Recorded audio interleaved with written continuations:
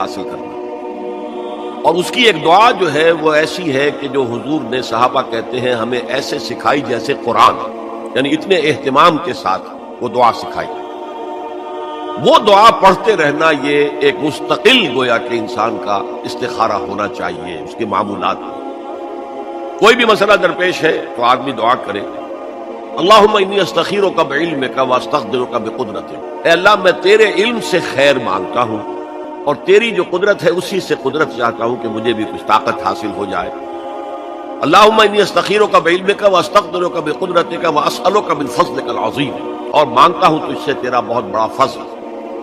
اللہم ان کنت تعلم ان ھذا الامر خیر لی فی دینی ومعاشی وعاقبۃ امری، اے اللہ تیرے علم میں اگر یہ کام جو میں کرنے چلا ہوں یا یہ رشتہ جو ہم کو تجویز کر رہے ہیں، اگر تیرے علم میں یہ ہے کہ یہ ہمارے لیے دین اور دنیا اور آخرت کے اعتبار سے بہتر ہے، فقدر ہو لی، تو وہ ہمارے لیے اس کو ہمارے لیے آسان کر دے، میسر کر دے، میسر ہو لی اسے ہمارے لیے آسان کر دے، ثم بارک لی فی، اور پھر اس میں ہمیں برکتیں عطا فرما۔ وَإِن كُنتَ تَعْلَمُ أَنَّ هَذَا الْأَمْرَ شَرٌّ لِّي فِي دِينِي وَمَعَاشِي وَعَاقِبَةِ أَمْرِي، اور اگر تیرے علم میں یہ ہے کہ یہ کام ہمارے لیے شر ہے، برائی ہے، دین میں بھی دنیا میں بھی اور عاقبت کے اعتبار سے بھی، فَاصْرِفْهُ عَنَّا یا عَنِّي، تو پھر اس کام کو مجھ سے دور کر دے، وَاصْرِفْنِي عَنْهُ، اور مجھے اس سے دور کر دے، اسے مجھ سے دور کر دے، وَاقْدُرْ لِي الْخَيْرَ حَيْثُ كَانَ ثُمَّ أَرْضِنِي بِهِ، اور اللہ خیر جہاں بھی ہو تیرے علم میں وہ ہمارے مقدر میں کر دے اور پھر ہمیں اس کے اوپر راضی بھی کر دے۔ تو یہ استخارہ تو بہت ہی عمدہ بات ہے،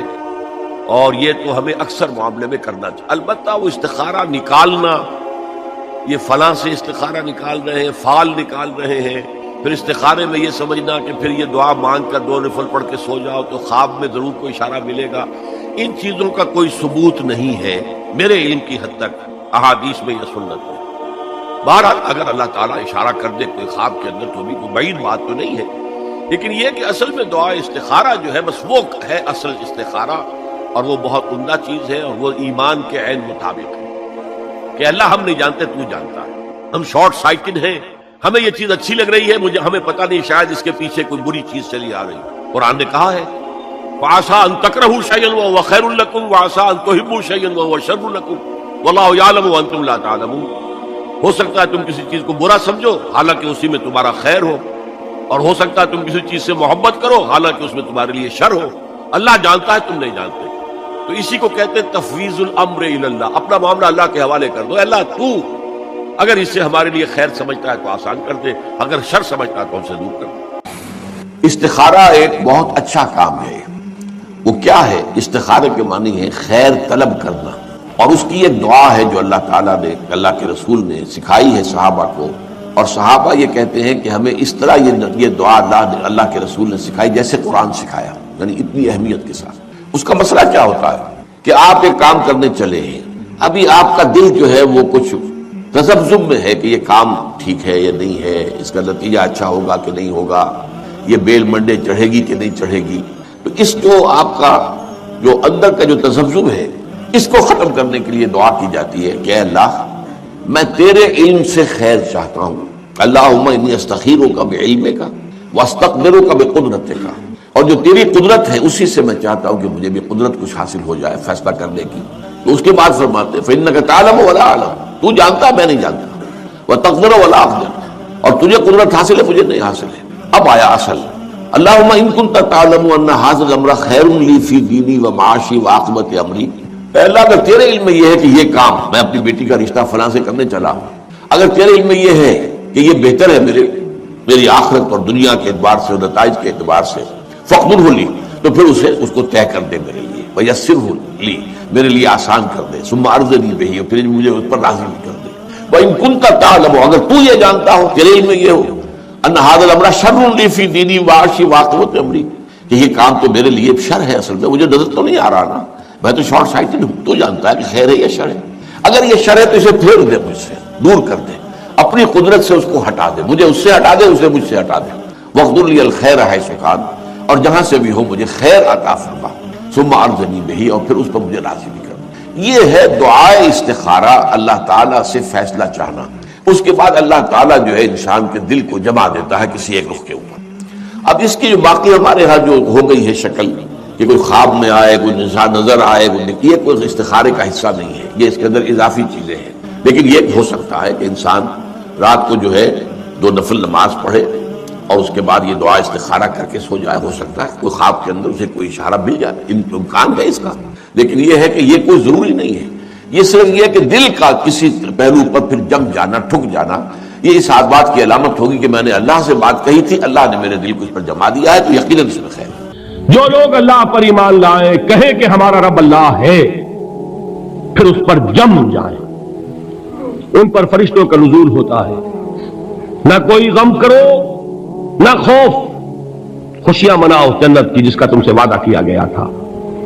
اللہ کی ربوبیت پر اطمینان جب انسان کو ہو جاتا، میرا رب اللہ ہے، ربی اللہ، انسان کے لیے نہ کوئی کھٹکا، نہ کوئی خطرہ، نہ کوئی خوف، نہ کوئی حزن۔ جو کچھ ہو رہا ہے کس کے اذن سے ہو رہا ہے؟ اللہ کے اذن سے۔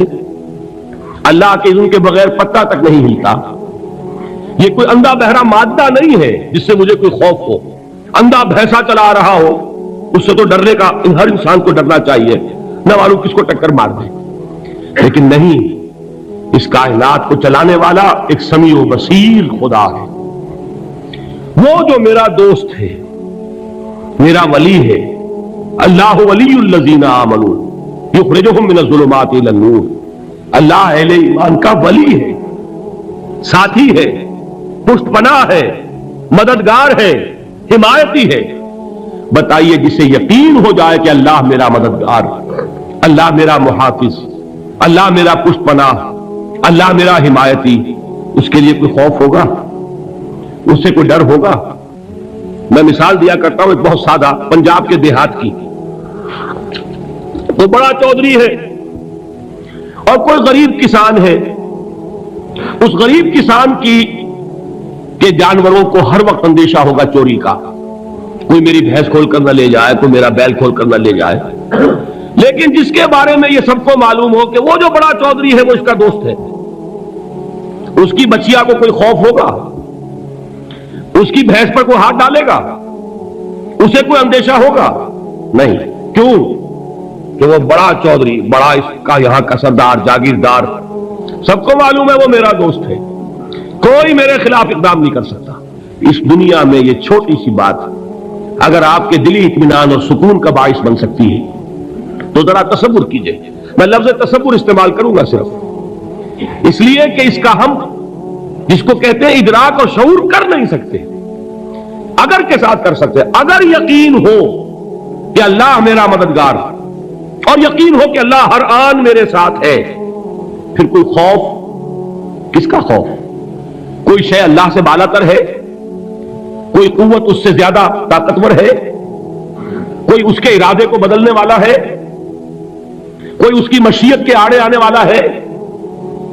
یہی بات ہے جو حضور نے فرمائی، یہ ایمان کا حاصل ہے لب لباب، کہ دیکھو اچھی طرح اس بات کو ذہن نشین کر لو، اگر تمام انسان مل کر تمہیں کوئی نقصان پہنچانا چاہے نہیں پہنچا سکتے مگر جو کچھ اللہ نے لکھ دیا ہو، اور تمام انسان مل کر تمہیں کوئی نفع پہنچانا چاہے نہیں پہنچا سکتے مگر وہ شے جو اللہ نے طے کر دی۔ آپ پھر میں کہوں گا ذرا طاری کیجئے، اسے فرض کیجئے، اسے سوچئے، اگر اس حدیث پر ہمارا دل ٹھکا ہوا ہو تو کسی سے ڈر ہوگا؟ یہ مجھے نقصان نہ پہنچا دے، یہ میری رپورٹ خراب نہ کر دے، یہ میری انکریمنٹ نہ رکوا دے، یہ میرا یہ نہ بگاڑ دے، یہ میرے یہ نقصان نہ پہنچا دے۔ اس کا ڈر، اس کا ڈر، اس کا خوف، اس کی خوشامد، اس کے لیے جا کر طرح طرح سے اپنی عزت نفس کو ذلیل کروانا اس کے سامنے، یہ سب کچھ کیوں کرتا ہے انسان؟ جب سمجھتا ہے کہ اس کے ہاتھ میں میرا کوئی نفع ہے، اس کے ہاتھ میں میرے لیے کوئی ضرر ہے، یہ مجھے کوئی غضب پہنچا سکتا ہے، یہ مجھے کوئی نقصان پہنچا سکتا ہے، یہ میرے کوئی کام بنا سکتا ہے، یہ میری کوئی ضرورت پوری کر سکتا ہے، اسی کا نام شرک ہے۔ جہاں آپ نے یہ سمجھا کہ غیر اللہ کے اندر کوئی طاقت موجود ہے وہی شرک ہے۔ بتوں سے تجھ کو امید ہے، خدا سے نو امیدی، مجھے بتا تو صحیح اور کافری کیا ہے؟ شرک تو یہ ہے جس پر بھی تمہیں یہ خیال ہے کلمہ ہے، یہ کلمہ سوم لا حول ولا قوت الا باللہ، ذرا اس پر دل کو کبھی اگر آپ تصور کریں پھر فرض کریں دل ٹھک جائے اس پر، کوئی طاقت نہیں. یہی بات تھی جو شیخ عبد القادر جیلانی رحمۃ اللہ علیہ نے اپنی وصیت میں اپنے بچے سے کہی. 11ویں دینے والے ہیں لیکن حضرت شیخ عبد القادر جیلانی کی وصیت اور تعلیمات کو کتنے لوگ ہیں جانتے ہوں. یہ جن مقامات تک پہنچے ہیں وہ کس چیز کی بدولت پہنچے؟ انہوں نے جو پیغام دیا وہ کیا تھا؟ اے میرے بچے، جس طریقے سے قرآن مجید میں حضرت لقمان کی نصیحتیں جو ہے نقل کر دی گئی ہیں، میں یہ عرض کروں گا بالفرض اگر قرآن حضرت عبد القادر جیلانی کے بعد نازل ہوا ہوتا تو شیخ عبد القادر کی یہ نصیحتیں بھی قرآن میں درج ہوتی. اتنی اونچی نصیحتیں ہیں. اے میرے بچے اس حقیقت کو ذہن نشین کر لے، لا فاعل فی الحقیقت ولا مؤثر الا اللہ. اس کائنات میں نہ کوئی فاعل حقیقی ہے نہ مؤثر حقیقی ہے سوائے اللہ کے. کسی شے میں کوئی تاثیر نہیں اگر اللہ نہ چاہے. آگ جلا نہیں سکتی اگر اللہ نہ چاہے. پانی ڈبو نہیں سکتا اگر اللہ نہ چاہے. زہر ہلاک نہیں کر سکتا اگر اللہ نہ چاہے. کوئی چیز فائدہ نہیں پہنچا سکتی اگر اللہ نہ چاہے. تو در در پہ کیوں سر جھکاتے ہو؟ در در پر کیوں جبیں سائی کرتے ہو؟ سب کے سامنے کیوں ہاتھ پھیلاتے ہو؟ ایک اللہ سے مانگو، ایک اللہ کے سامنے جبین پر اپنی جبین رکھو. لا فاعل فی الحقیقت ولا مؤثر الا اللہ. نظر آتا ہے ہمیں کہ پانی پیاس بجھا دیتا ہے. پیاس بجھانے کی صلاحیت پانی میں نہیں ہے، اللہ کے اذن سے. کھانا بھوک مٹا دیتا ہے، بھوک مٹانے کی صلاحیت کھانے میں نہیں ہے، اذن رب میں. دیکھیے یہی یقین تھا. حضرت موسیٰ علیہ السلام کا واقعہ یاد کیجئے. سامنے سمندر آ گیا ہے، قوم دیکھتی ہے پیچھے کہ گرد و غبار کا طوفان ہے. معلوم ہوا کہ فرعون اپنے لشکر سمیت آ گیا. لشکر جب چلتا تھا تیز رفتاری کے ساتھ تو گرد و غبار کا جو طوفان اٹھتا تھا اس کا تصور کیجیے. اور لمحہ بلمحہ وہ قریب آ رہا ہے. پوری قوم نے کیا کہا؟ اے موسیٰ انا لمدرکون، اے موسیٰ ہم کو پکڑے گئے. قرآن مجید نے تو یہاں وہ باتیں نہیں لکھی ہیں لیکن تورات میں یہ درج ہے کہ بنی اسرائیل جھگڑنے لگے، دست و گریبان ہو گئے موسیٰ کے ساتھ. موسیٰ نے یہاں مروایا لا کر، اسے تو ہم ہی بہتر تھے. وہاں کھانے کو ملتا تھا، زندگی تو تھی، بیگار ہم کر رہے تھے، موت تو نہیں تھی. اب جو کچھ ہوگا اس کا تصور کرو، جس طریقے سے ہمارے ٹکڑے اڑائے جائیں گے. تو لڑ رہے ہیں حضرت موسیٰ علیہ السلام. یہ تورات کی تفصیل ہے. قرآن میں صرف اتنا آیا ہے، پریشان ہو کر انہوں نے کہا انا لمدرکون، موسیٰ ہم کو پکڑے گئے. اس وقت موسیٰ کا جواب کیا ہے؟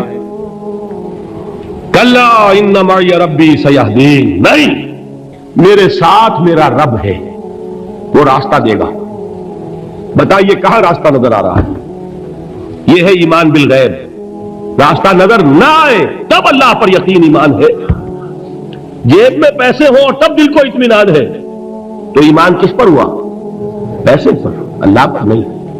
جب وسائل و ذرائع نہ ہو اور پھر یقین ہو کہ اللہ مسبب الاسباب ہے، وہ اسباب کا پابند نہیں ہے، وہ اسباب کا محتاج نہیں ہے، اسباب اس کے محتاج ہے. اگر یہ یقین ہے تو اللہ پر ایمان ہے. یہ نہیں ہے تو تمہارا ایمان اسباب پر ہے، وسائل پر ہے، ذرائع پر ہے، مادیات پر ہے، اللہ پر نہیں. اس وقت کہاں راستہ تھا؟ وہ راستہ تھا سمندر ہے اور ادھر سے لشکر آ گیا ہے. کلا ان معی ربی سیہدین. اب دیکھیے ایمان کہہ دینا آسان ہے، ہوا معکم اینما کنتم، جہاں کہیں بھی تم ہوتے ہو اللہ تمہارے ساتھ ہوتا ہے. لیکن اس کا یقین قائم ہو جائے تو زمین و آسمان کا فرق واقع ہو جائے. یہی بات ہوئی حضور کے ساتھ. غار ہے، چھپے ہوئے ہیں محمد رسول اللہ اور آپ کے وہ یار غار ابو بکر صدیق رضی اللہ تعالی عنہ. اقبال نے حضرت ابو بکر کی شان میں چند اشعار کہے صرف، لیکن واقعہ یہ ہے کہ بھاری بھاری نظموں پر اور قصیدوں پر بھاری ہے. طویل ترین نظمیں اور قصیدے ہوں ان پر بھاری ہے. ہمتیں ابو بکر کی ہمت جو ہے، کشت ملت را جو اب جیسے بارش سے کھیتی اپجتی ہے، ابو بکر کی ہمت اور عزیمت اس امت کو اسی طرح سینچنے والی ہے. ثانیے اسلام و غار و بدر و قبر. وہ دوسرے تھے اسلام میں، دوسرے پہلے کون تھے؟ انا اول المومنین، حضور فرماتے ہیں سب سے پہلا ایمان لانے والا میں، دوسرے ابو بکر۔ ویسے ہمارے ہاں یہ چلتا ہے اختلاف، حضرت علی پہلے ہیں کہ حضرت ابو بکر پہلے ہیں، لیکن اس میں بڑی خوبصورت تطبیق قائم کی ہے علماء نے، اور بہت صحیح ہے۔ چار کے بارے میں فیصلہ ہی مت کرو کہ کون پہلے ہے، ان کی ایک عجیب تقسیم کر دی ہے۔ آزاد مردوں میں، بالغ مردوں میں سب سے پہلے ابو بکر، بچوں میں سب سے پہلے علی، خواتین میں سب سے پہلے خدیجہ، اور غلاموں میں سب سے پہلے زید بن حارثہ۔ بڑی پیاری تقسیم ہے، یہ چاروں ہی پہلے ہیں، ہر ایک کے لیے اولیت ہے۔ اور واقعہ یہ ہے کہ اگر زمانی اعتبار سے تعین ہوگا تو پہلے خدیجہ الکبریٰ آئیں گی رضی اللہ تعالی عنہ، کسی اور سے بات کرنے کی نوبت بعد میں آ سکتی ہے، پہلے تو اہلیہ محترمہ سے بات ہوئی، آتے ہی پہلی وحی ہوئی ہے، ابھی تبلیغ کا حکم نہیں تھا۔ کس کو بتایا واقعہ؟ ابھی اپنی نبوت کی تبلیغ کا تو حکم ہی نہیں آیا، واقعہ کس کا ہے؟ وہ خدیجہ کا ہے۔ جب کہا ہے کہ خشیت علی نفسی، مجھے اپنی جان کا اندیشہ ہے، تو کیا جواب دیا خدیجہ نے رضی اللہ تعالی عنہا؟ وہ صدیقۃ الکبریٰ ہے، صدیقات جو ہے خواتین ان میں چوٹی پر خدیجہ الکبریٰ ہے رضی اللہ تعالی عنہا، اور صدیق جو مرد ہیں ان میں صدیق اکبر ہے ابو بکر صدیق رضی اللہ تعالی عنہ، لیکن صدیقات میں چوٹی پر۔ جب حضور نے فرمایا خشیت علی نفسی، کیا فرمایا، کیا عرض کیا، کیسے تسلی دی؟ نہیں نہیں، اللہ آپ کو ضائع نہیں کرے گا، آپ غریبوں کے ہمدرد ہیں، آپ مساکین کے تکالیف رفع کرنے والے ہیں، آپ بیواؤں کی سرپرستی کرتے ہیں، آپ مسافروں کی خدمت کرتے ہیں، اللہ آپ کو ضائع نہیں کرے گا۔ یہ یقین ہے اس خاتون کے اندر۔ خیر وہ ایک علیحدہ بات ہو جائے گی۔